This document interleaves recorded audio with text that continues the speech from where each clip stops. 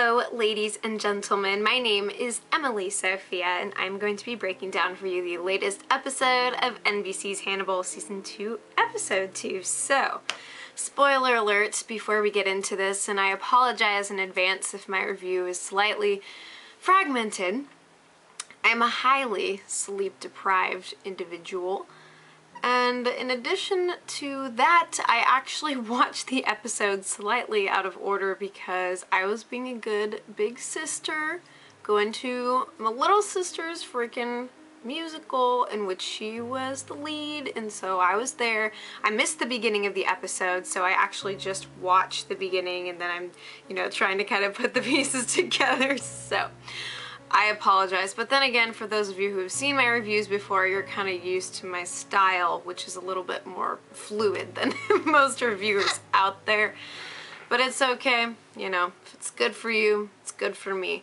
And if you missed my review of the Season 2 premiere, you can catch that in the description link as well as here.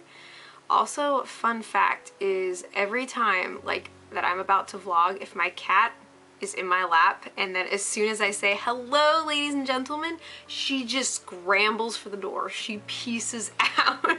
She gets the hell out of Dodge. It is as if I have conditioned my cat to be disturbed by my vlogging ritual, and I don't know what that is, but I hope that you guys will stick around.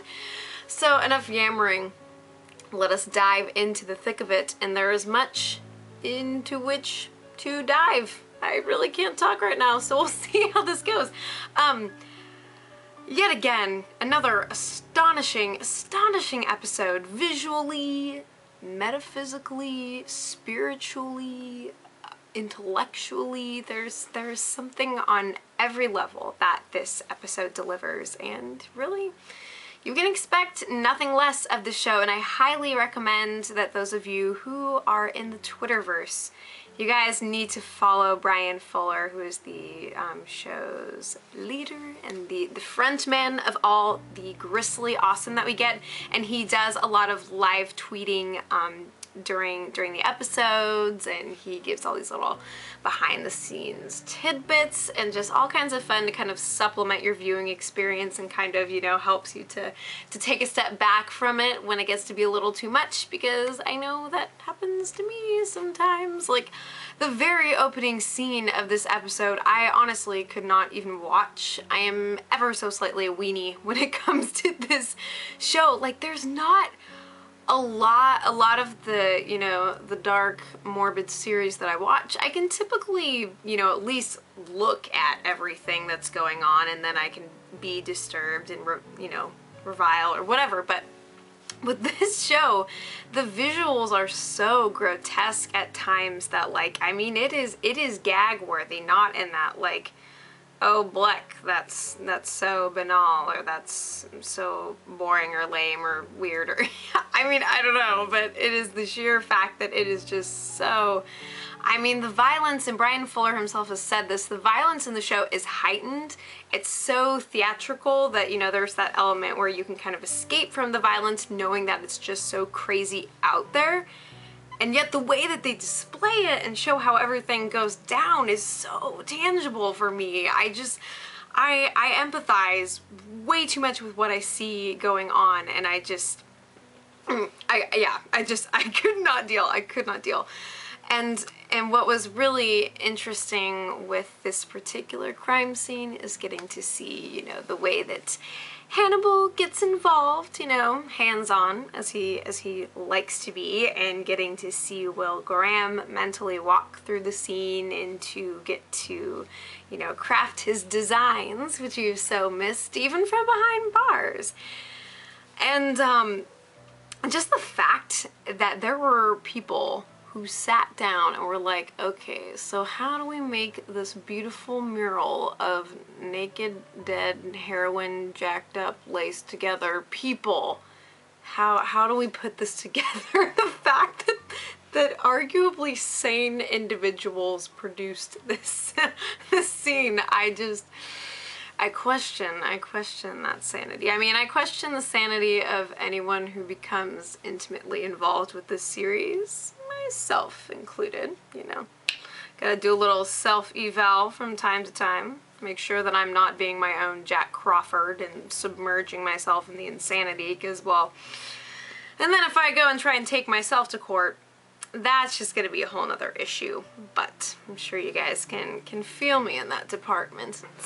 It's a lot of self-induced insanity that we put up with and loving this show. But yeah, I mean, all in all, there's really not much else to say other than that the aesthetic quality of the crime that we dealt with this week, while horrifying, very necessarily so, and just the sheer symbolism that we got to experience from it as well, where Hannibal, you know, makes like Santa Claus, and he gets up on the rooftop, but instead of delivering the presents, all the presents are already inside the house, and he's just peeking in the chimney to see how awesome it looks, even though he's not the one who did it. But you know, there was somebody else. There was another Santa Claus helping him out in the world, and Hannibal makes like he wants to befriend the guy because he respects his line of work. He gets it. He's been in this for a few years. And then he oh so merrily turns the guy into one of the presents that this guy delivered. And that is basically my extended metaphor of how shenanigans went down tonight. I hope that made some sense, because I literally just thought that up on the spot, and I apologize for subjecting you to my improvised analyses of things, because it gets a little bit scary.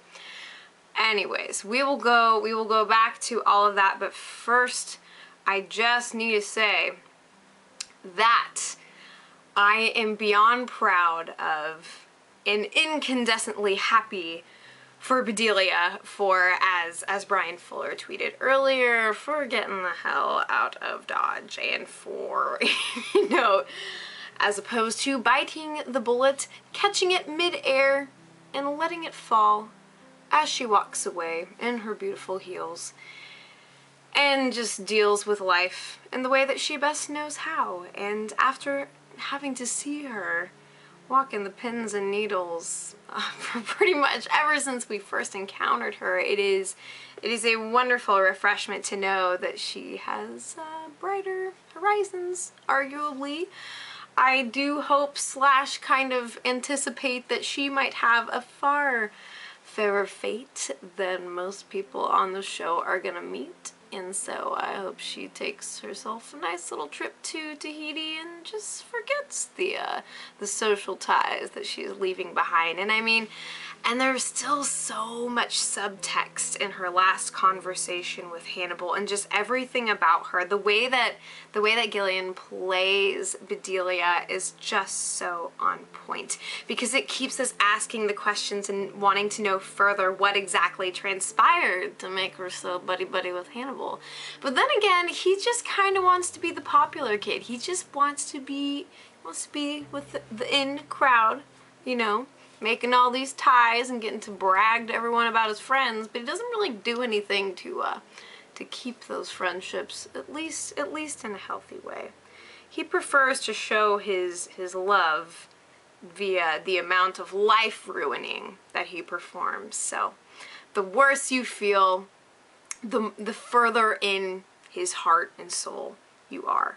So in case that ever happens to you, I just want you guys to know that, you know, at least you're special to somebody, to Mr. Santa Claus here. But so, and that last scene, just the sheer cinematography and the way that they dealt with that last encounter with Bedelia, and it makes me sad that she's gonna be gone. But honestly, I would rather her be gone and alive, and for me to just get to rejoice in that fact, than for her to stick around on the periphery of death and despair. But I love just, you know, the scene where watching Hannibal walking forward, you see his shoes moving and her heels just slowly going back, and just the energy, the sexual tension. But it's not even sexual. It's very much a little bit of everything, and that's what makes Hannibal such an exciting sort of individual. And to get to see how he expresses hurt, arguably, and how he adapts to situations around him. He's just so reptilian. He's very chameleon-like, not only in terms of his, you know, his ability to change with things, but in just seeing the way he changes too. I mean, it is just a crazy experience. And at the very end of the episode, when he is all suited up and see this form of Santa Claus that we have in our dear Hannibal Lecter, you know, emphasis on the claws of Santa, okay? He's, instead of a big girthy fuzzy red and white suit, he's got his nice plastic, you know. It's kind of, he's a trendsetter, I dare say. But so he shows up at the very end trying to, you know, show Bedelia just how much he cares about her. And then, of course, we see him remembering how she concluded that he is a dangerous individual. I dare say that is the understatement of the year, but, you know, at least somebody else is locking into the system. And that scene that Bedelia, I don't even know why I'm holding this, the scene that Bedelia had with Will approaching him at the cage. Okay, and there's so many parallels between this and Silence of the Lambs, and Silence of the Lambs is now on Netflix, and basically all my universe is just a case study in crazy criminal masterminds, and I just can't handle it. That is my existence. That is all I want, and there you have it. But yeah, so definitely talk about that in the comments. I don't know if we'll get to touch on everything in this video, but every scene where somebody is dealing with Will behind bars, and the exchanges and the handing of the clipboard, like right from Beverly. I'm slowly losing my ability to talk now. Yeah, but when Beverly gives him the clipboard as they're working on the case together, she's doing what she needs to do, etc. The energy and the cinematography and the things that are focused on, it's all focused on that iconography from Silence of the Lambs. And I love that the show pays homage to one of the films that the series is based on, without trying to, you know, ride on its coattails or, you know, steal from it per se. It's more of this respectful nod, you know, this little golf clap, if you will. So that was awesome. Anyway, so any scene where anyone is approaching the bars and coming into contact with this potentially intelligent psychopath, or, you know, who everyone has to automatically assume is a psychopath, just for their own safety's sake. And the way that Bedelia encounters Will, immediately he says, you know, I don't know you. And she just in the state of awe, sort of in awe of herself that she's finally making this choice with all the resistance that she's had for all this time, and all the great dinners and potlucks with her buddy, patient, partner, friend, pal, and how she just is in awe of this entire situation. But she gives, before she disappears from the face of the earth, she gives Will this confidence. And not coincidentally, after Will has this very discouraging encounter with Cade, I believe her name is, either Kate or Cade. She's got a really long neck, very much defined in that way.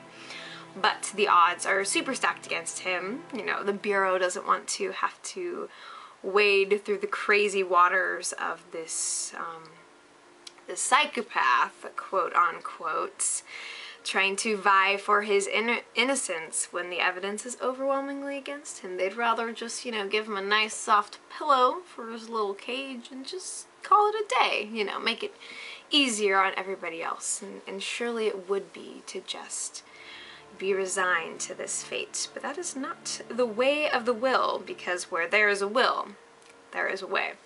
That was clever. I like that. Pat on my shoulder for that.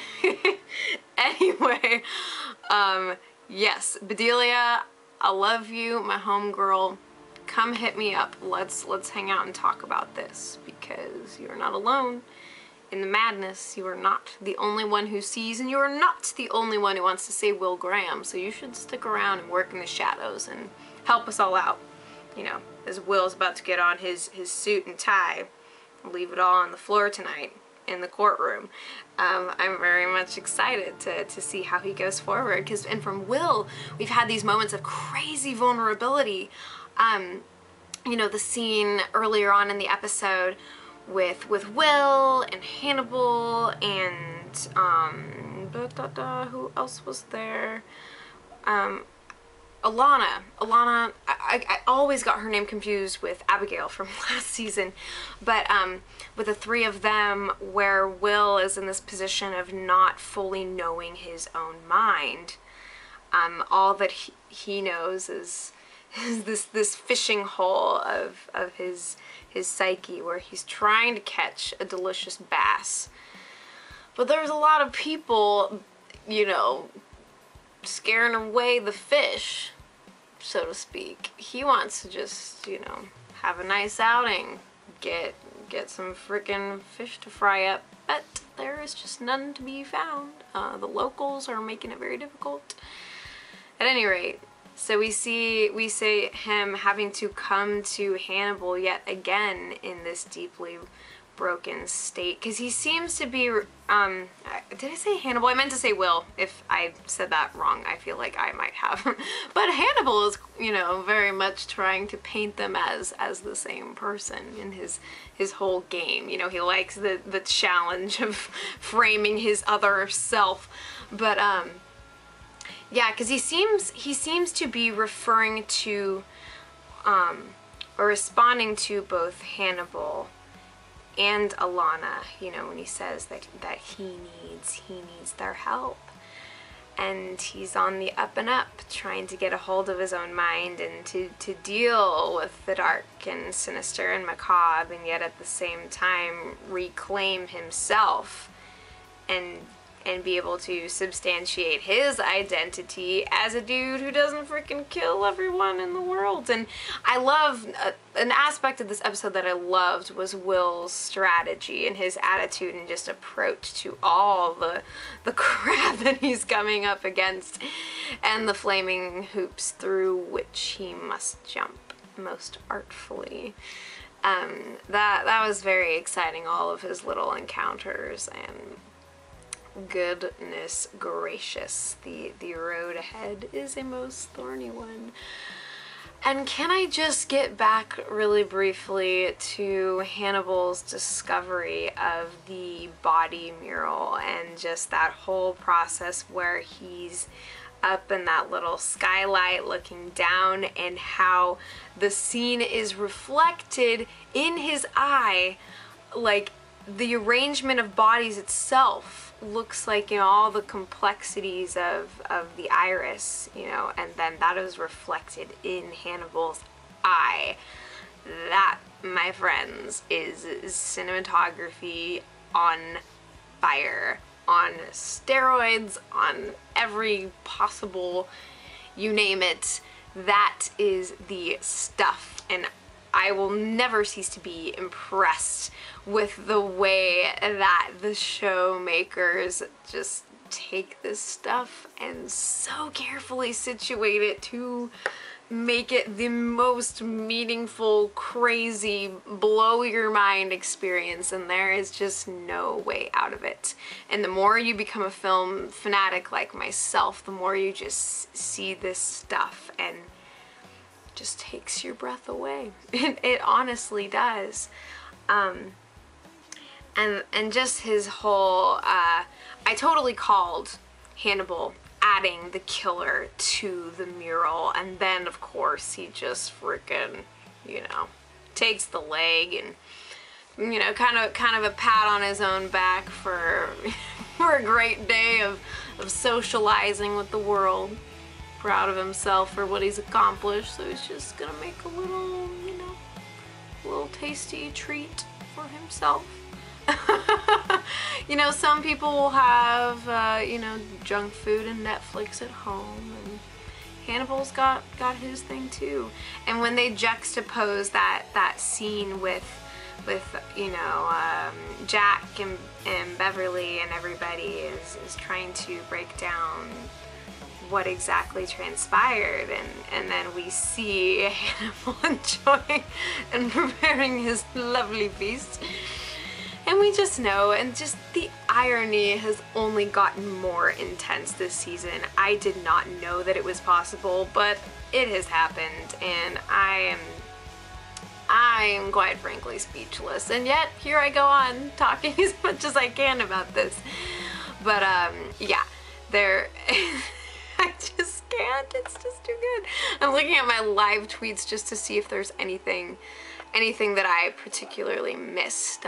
We got to have some scenes where, you know, Jack Crawford is meeting with his therapist and, you know, just explaining that the world feels much darker. Yet another fabulous understatement, and like I tweeted earlier when I was watching the episode, don't be expecting a light roast to be coming into your cup, my dear friend Jack, because things are only about to get several million times worse than you had ever hoped or imagined. So there's that for ya. Just a little silver lining to keep you looking at the sky and dreaming on about happier days. And again, I was really excited that Will got to have this as my, you know, my design moment. It had been quite a while, and then of course he breaks from that norm in discovering, you know, like, this was not part of my design, and then Will himself, in his mind, becomes the killer, becomes part of that completed mural, and then he sees the Wendigo and Hannibal, and just, you know, Will keeps saying to himself that he doesn't have all the pieces, and that there's not much for him to go off of, but if he could just like insert a little tiny camera up into his cranium, and if he could just show everyone what's going on in there, I think that would help his case a great deal. At least it is quite compelling stuff for me. I wouldn't have thrown him in the clink in the first place, but hey, that's because I'm part of the audience and I know that he's actually all good now, so but yeah, there was just a lot of fantastic moments in this episode. I am truly excited for what's to come in encountering new characters, and the plot ever thickens. We just had pretty much every possible wonderful little moment from the show, all the different aspects of life and love and death and just every single piece, and great humor as well. There was a moment that I just laughed hysterically at when Hannibal was dealing with his little victim slash friend slash copycat Santa Claus. And the guy was saying, you know, there is no God, and sort of talking about his vision for the mural and what he was doing in that. And then Hannibal's just like, certainly not with that attitude. And I just died. I just can't handle it. The humor of the show is slowly taking me over and driving me to the brink, but that is okay, because it makes it fun in some twisted sense. But yeah, so what did you guys think about this week's episode and characters, where everybody's at, what do you want to see, what do you think we're gonna see, whether we like it or not?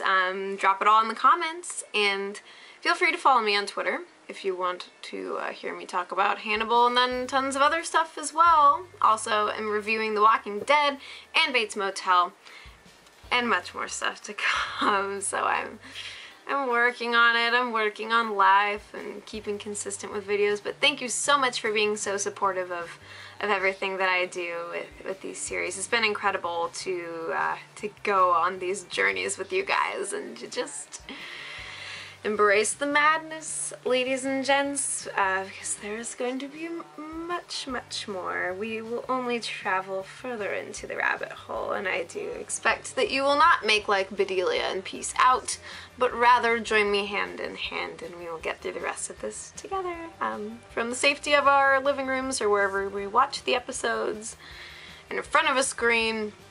You know, luckily we have that particular safeguard that Bedelia did not have, so I'm gonna go ahead and leave you all with that. So basically, Hannibal wants to be everybody's best friends. He also wants to eat him a little bit. He also wants, you know, he just wants it all. I think that's the moral of the story at the end of the day. But then there's still a great part of the fandom that wants him too. So all that problematic jazz, but that's what makes it great. So, you guys take care, and I'll be back before you know it.